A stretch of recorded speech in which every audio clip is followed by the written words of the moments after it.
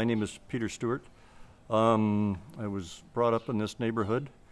My parents on my mother's side, which is the surname is Maybe, they go back to United Empire Loyalists who landed at Adolphustown. On my father's side, they immigrated from Scotland to Renfrew, Ontario, and they moved to this neighborhood in 1922.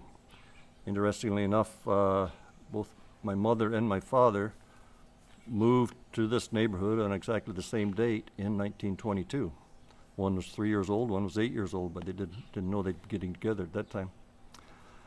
My maternal grandfather was Kenneth German Maybe. Interestingly enough, he was always known as KG, and even more interesting to me, I think, is that my grandfather Stewart, Peter David Stewart, was always known as PD Stewart. My paternal grandfather, Peter David Stewart, he married Lena Burton, and my maternal grandfather, KG Maybe, he married Olive Gainforth. So my generations go back into the Stewarts, the Burtons, the Gainforths, and the Maybes. My parents were married in 1939, and locally here. Marriages at that time, up to that time, were always taking place in houses, or on usually at the bride's residence. My parents were the first ones to be married in the church, the local church here, Carman United Church. That church was built in 1879. They were the first ones to be married in that church in 1939. Obviously, weddings became quite popular. Church weddings became quite popular after that. And it's kind of come full circle. So now they're being married outside and quite often in the barn like we are now.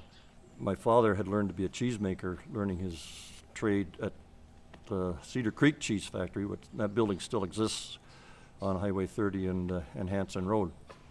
He went to dairy school and bought Mountain View Cheese Factory in 1939. And when my parents were married in 1939, their first place of residence was in Prince Edward County in Mountain View.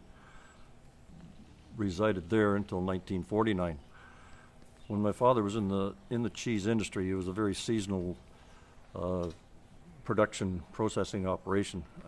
Cows were generally milked in the summertime when grass was abundant and there was lots of milk. In the wintertime, you couldn't store feed of good quality or house cows well enough to keep producing. So cheese factories shut down. Any milk that the farmers had at that time, they usually separated into cream and made butter or fed to the pigs, whatever. So if you were seasonal and the factory was shut down, you had to find other opportunities. My father had a flatbed truck that he used to draw the milk on, so in the wintertime then he'd change over to sanding the roads. He'd throw sand on the back of the truck. A couple of people would hop on the back of the truck, and you go down Highway 62 and throw sand on the road during the wintertime. Still remember standing at the door in the old house of the cheese factory, waiting for the snowing and waiting for Dad to come home and the different smells and so forth.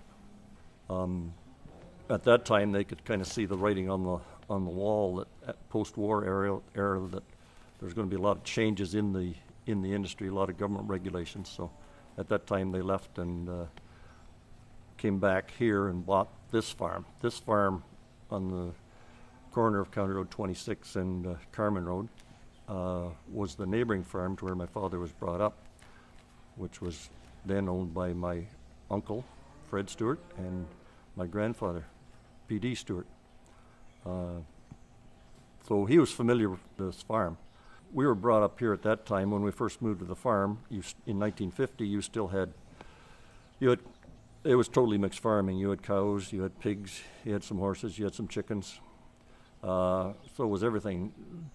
Farming at that time was not totally specialized into different commodities. That came generally through the next 10 to 15 years as people started to specialize into specific commodity, become much more efficient. So gradually this farm evolved into dairy.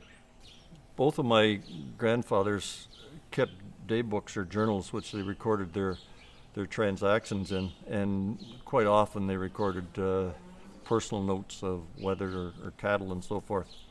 Interestingly enough, they both are over the same tide period, and you can trace back into them when in the early 20s when they actually moved to this area.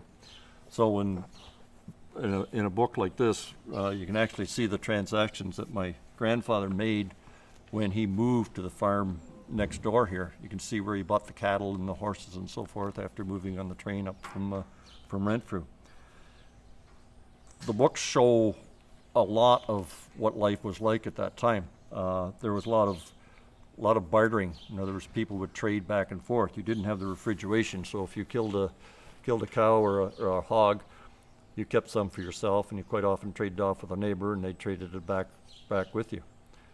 When they did the thing, you traded work back and forth. So there's numerous records in here where he kept track of the hours spent helping somebody else thrash, and so forth, and that was traded back.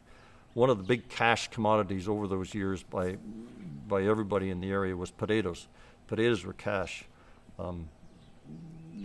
They kept a record of how many potatoes were harvested, and then they were sold over the wintertime. So there were other commodities too, but potatoes were really a really big one. A fascinating read on all the little anecdotes and so forth. When the barn roof caved in, how much collection you gave at church, all those little things. Quite interesting documents.